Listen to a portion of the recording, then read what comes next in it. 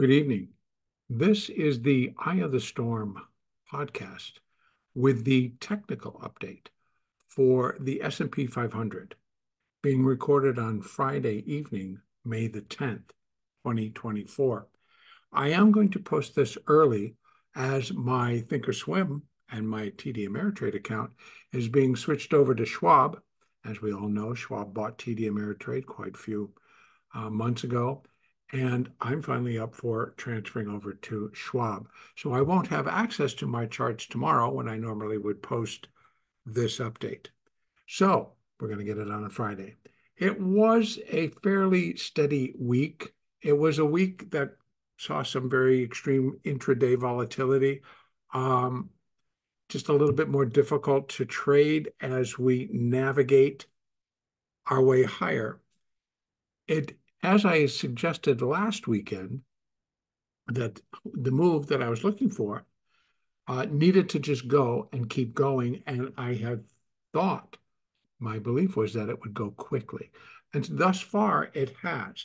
When you consider that on April the 19th, we were touching 49.53 in the SPX. I'm starting on the SPX. I'm on the daily chart.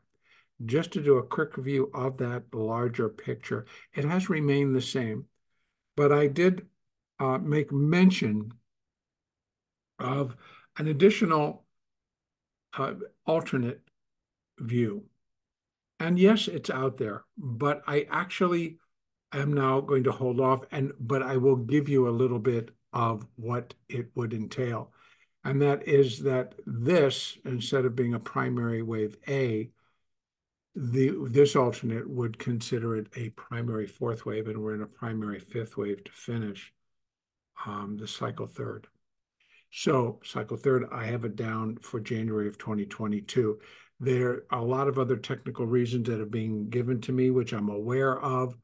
And so I see the market a little bit differently, where I feel that we are still in a primary B wave.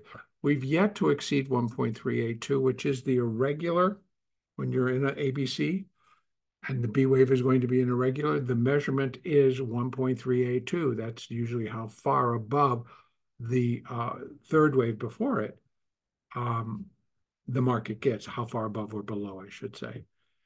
And so that's all in the B wave, and then the C wave brings it all back in. And then just it's like that rally that we initially thought that's what we're correcting, gets corrected twice. So that's something that Elliot wrote about. And in essence, it just, let me just go quickly out to the 20. What it suggests is that I have to redo this. And instead of all being, this would end up being primary wave 3. And this would change as well. And so again, this is the 2008-2009 would end up being a primary wave 2. And then this all would be a primary wave 3.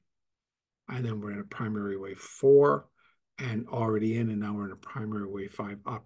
Now, I think, other things are factored in there as well, but that's kind of the gist of that particular count. Right now, I'm still considering the high of January 2022 as the completion point for cycle wave 3, and that we're in a cycle fourth wave correction, of which we've done primary wave A. We're getting ready to complete primary wave B. Now, again, because the case up here, as it pushes again towards new all-time highs, that I'm starting to get a little bit more of some of the components that type of a more bullish pattern could spread to other like companies within that small sector of these individual stocks. And cycle-wise, some of them are looking pretty good for continued upside. How bullish that is all going to turn, I believe, is yet to be seen. So let's drop back to the SPX, the cash on the daily. So off of where I'm considering primary wave A, which was the October 2022 low, I believe we're still in an ABC and we're in the C wave. to complete the intermediate C wave to complete that primary wave B, and then we begin a primary C wave correction, or the finishing leg down to finish the cycle wave 4. So here we are, and those are big waves. If you have to consider that this has been underway for more than a year. In fact, we're talking about a year and 6 months that it's really been under, even longer, 7 months, that it's been underway from that low to finish this move. So if we're dealing with, we're going to get a primary C wave down, this took over a year and 7 months, a year and 8 months, maybe by the time it's all done. That C wave, yes, it may seem fast and it may have points where it'll go really fast, but I believe it will take its time to get down to where it needs to be, and there'll be plenty of ups and downs along the way. Now, back into here. So we have A, B, and then we're inside that C wave. This is the daily chart where we have 1, 2, 3, and 4 completing in April, and that puts us in minor wave 5. Dropping it down to the 4-hour chart, let's go inside and look. 1, 2, 3, 4. So we're inside minor wave 5. And let's open that up. There's the 3 up there. And then we start to come A, B, C. There is the minor wave 4 here. And we are in, there we go. We are in the minor 5th wave, of which is also subdividing. Minute wave 1, minute wave 2. We're inside minute wave 3, and it does appear that at today's high this morning, and that would be at 52.39, that completed wave 3. That's how I'm looking at this right now. I brought it down to an hourly chart so we could look inside. It is not the easiest because you see we got gaps in several places. About 1, 2, 3. Okay, usually after the 3rd, kind of marks a spot where we're done, and it's like, okay. So that would be more like the exhaustion gap, so to speak. And then the flip and the turn was fairly strong. You know, they kind of came straight back down.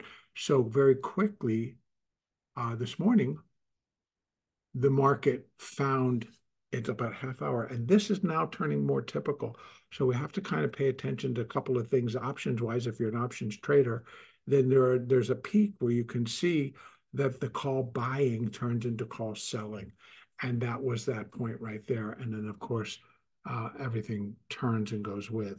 Now, so if we're in a 4th wave, what we need to do is add the retracements for a minuet wave 4. So we're still inside minute wave 3. We've completed minuet 1, 2, and 3. We're at a minuet wave 4.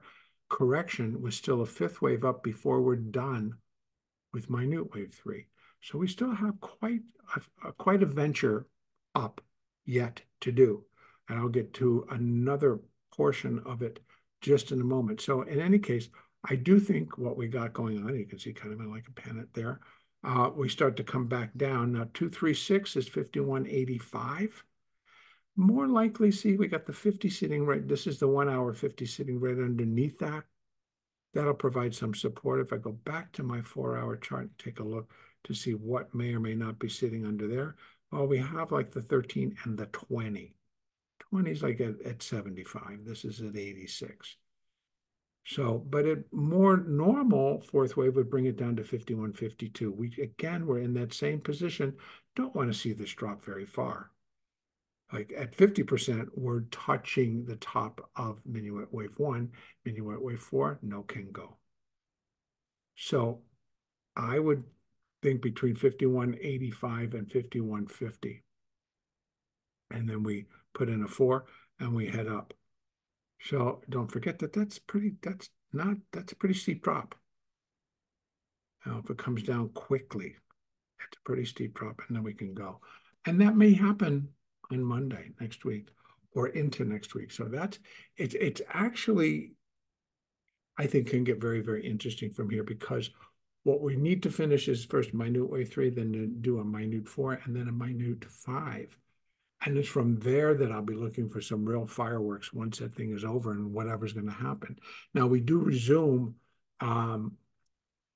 economic data next week. We had some this week, but we will get more of it next week. And so what we are really will be looking for is how the market's going to react to the CPI and the PPI that both will be coming out next week. And we also have a few other things as well. If we begin at the beginning of the week, Monday, we just got Philip Jefferson and Loretta Meester out talking. Tuesday, we have the producer price index. A couple of Fed people, including the chairman, will be out speaking. And then on Wednesday, we have consumer price index, U.S. retail sales, home builder confidence, business inventories, plus a little ration of Fed people. And then on Thursday, initial jobless claims, Philly Fed manufacturing, housing starts, building permits, import price, industrial production capacity utilization, and a roster of Fed presidents and vice chair and the likes. And then on Friday, U.S. leading economic indicators, plus the it is the May monthly expiration, which should cause a little bit of magnetism during the week as it leads up to. So we're back to paying attention to the economic side of the market. The technical side, though, does continue to suggest that we're going to come down and then we're going to rally. So once I do have that 4, then I can put 1 to 4 to give us that 5th. But as it stands right now, our resistance comes in, and there's a couple of places that I can fill in a blank, and I'm going to do that right now. One would be is that we measure out, nope, that's the wrong one. And so we're going to go to this one and go here. And nope. Yeah, that'll work. Excuse me. Sorry about that. Shoot. Right there. Sorry. But sometimes, yeah, I gotta get it perfect. Come on. There we go. So the 100%, the 161.8. So this one, the 3, we're way up there. So again, just to kind of fill in then that in, all of these don't need to clog up our screen, because what's left is 2.618, and that's at 53.46. That would be for minute wave 3. That's not saying that's where it's going to go. That's saying that as far as Fibonacci goes, everything else has already been exceeded. So we go back to what we have here for this particular third wave, which is already in, waiting for the 4, and then I can go to this angle and push and see what we have. So initially, we have for the minor 5th wave, and it could just be a stopping point for the third wave, basically. Comes in at 52.60, we'll call it. So we have that initial resistance at 52.39, 52.40. Then we have 52.60, and then we have the 1.382, which is the primary B wave measurement, and that's at 53.12. Again, cash market. So, and as well, yep, I know there's a call wall at 52, and I know it has been penetrated. Market has now closed above it. The bulk of that position for that call wall is in May the 17th expiration. So there was some there today. So again, the drive will be to push the market below, and then again, we'll see if it stays below for Friday's expiration. That'll be the ticket. And those of you that get angry with the fact that I'm talking about putting call walls, understand that it will have an effect on what the index does. So because if they keep it in place, then you know that traders are going to try to drive prices lower to protect or get out of that position. So yes, it's where options will kind of take precedence, and they can do a lot of adjusting by either buying or selling. So again, has an effect on what the market does. Okay, so initially what I'm going to look for is that we still We are still, so technically, we are still in this uptrend called primary B. It's a counter trend rally, in my view. The alternate would suggest that we're inside of a primary fifth wave, which does project much higher than the 53, 54, 55 levels that we can reach from here with this particular count. Thus far, minor wave 5 would be equal to minor wave 1 at 54.50. So that is one level. And then we can go higher. We got 57, 55 still within that minor fifth wave. And then you can see they are sitting, waiting to be put into place. So yes, there is still upside potential, but at some point, I have to seriously look at how far it breaks 53.12, which is the final marker for any irregular B wave, which is why I'm now beginning to touch base and talk about if the market goes further. Now, again, I just want to say that the way that I'm structuring a lot of what I talk about is, and I go over the bigger picture, but if the current near-term picture, I'm still talking upside. I'm still talking like from the long side. So my work basically is more for a swing trader, could be a position trader, but they're positioned for the overall move. So they're not necessarily sitting in cash waiting for the world to end.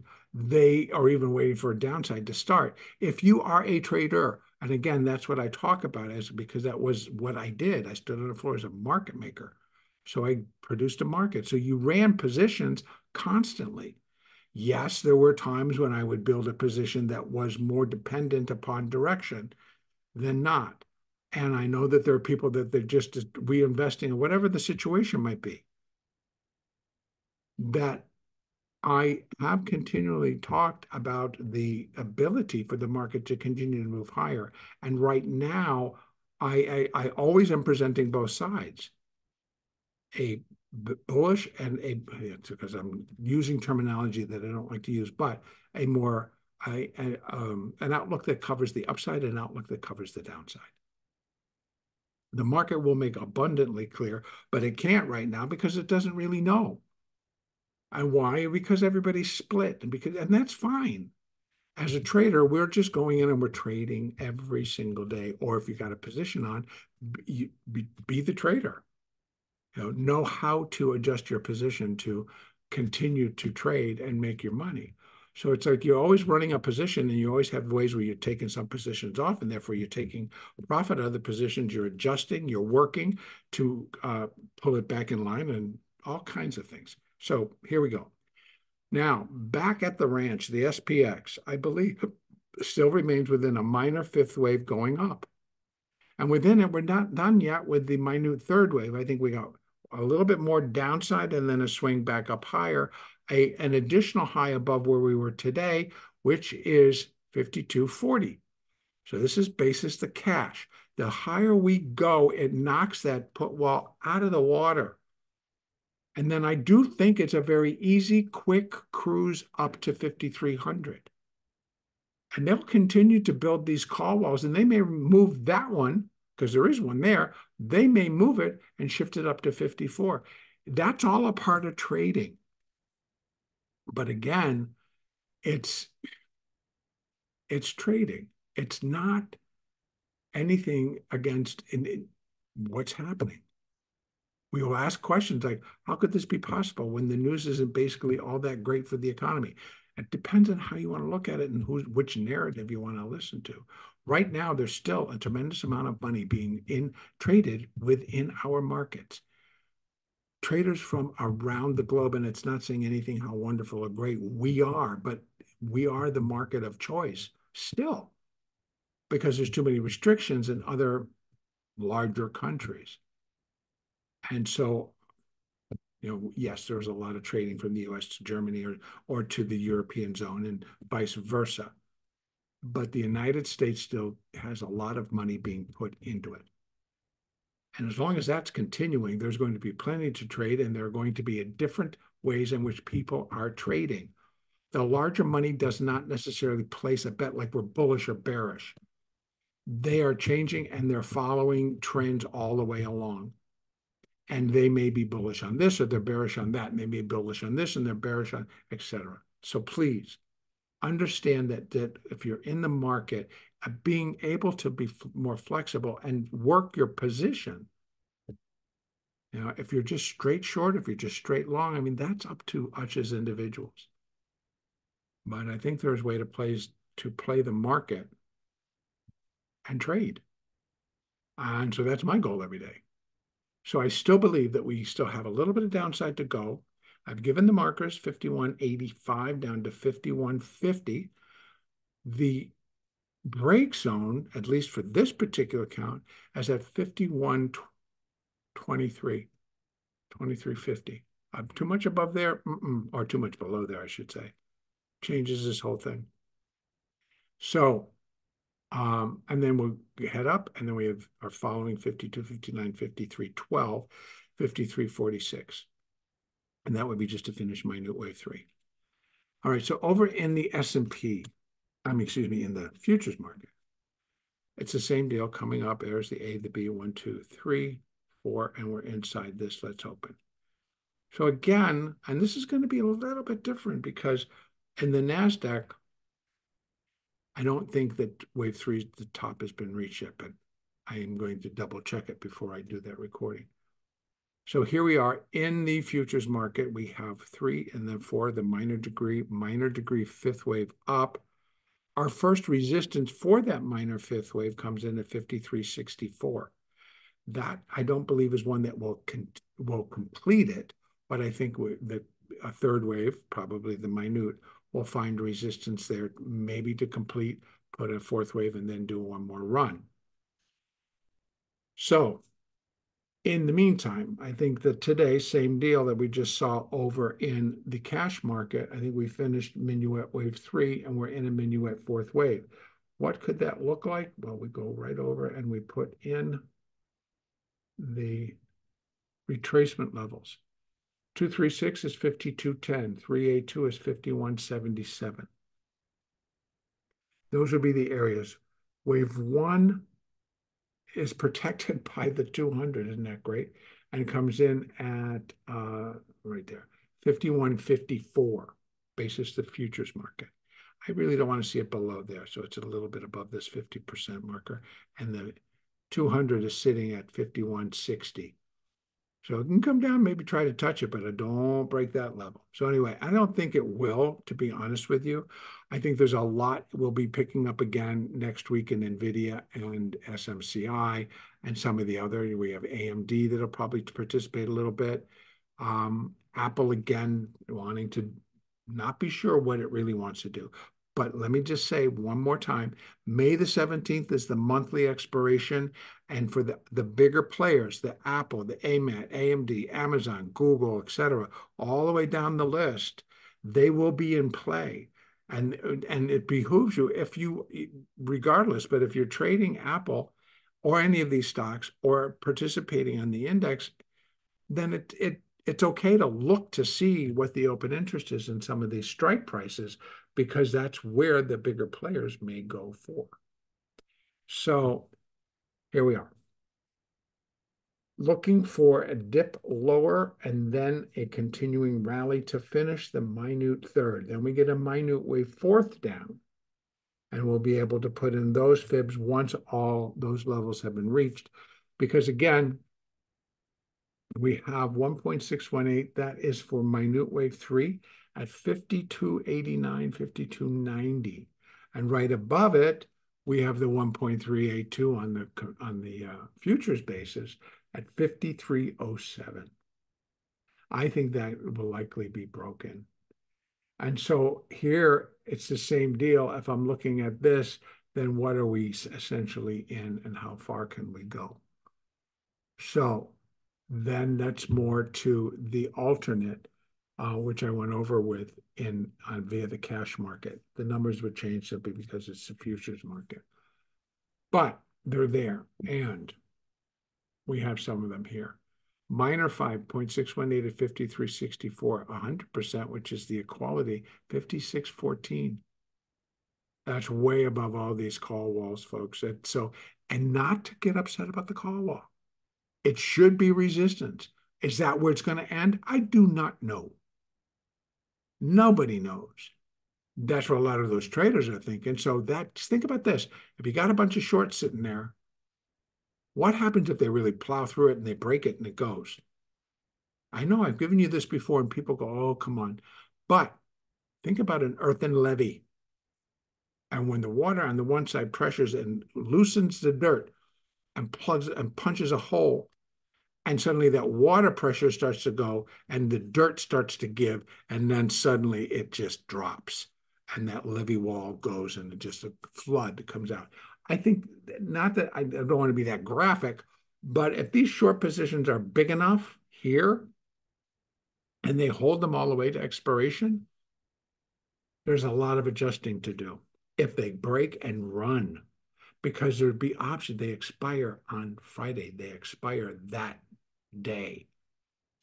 So there could be a lot of volatile moves and it could blast right through it. And I'm talking 5,300, folks, not 5,200. But they may come back down below the 5,200. Sets up a whole dynamic going. All right.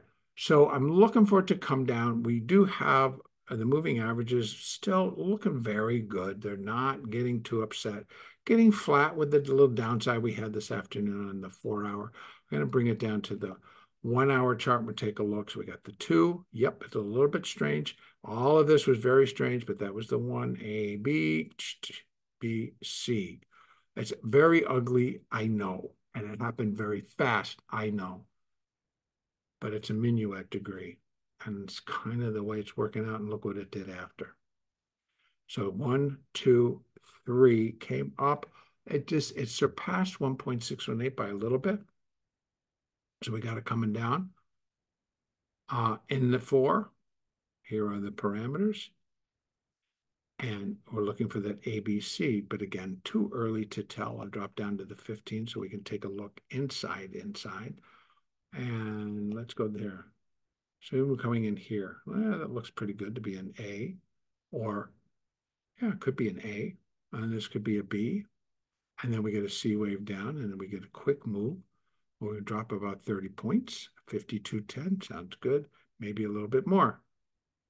So, and then we turn around and then we begin to rally again to finish this move. And then your first look is at 52.64.65, 52.90. And then we're looking at 5,300. And we'll see what happens. Ultimately, the market is basically telling us as well, if the count is correct, that just finishes minute wave 3. We get another 4 and a 5. For sure, it should be broken and left in the dust, actually. Okay, that is going to be about it for the S&P. And the next Elliott wave update, God willing, that's because I'm supposed to have all my charts and everything will be back and ready for me to go look at on Monday morning. So the next Elliott wave update will be on Monday, May 13th. Have a great weekend.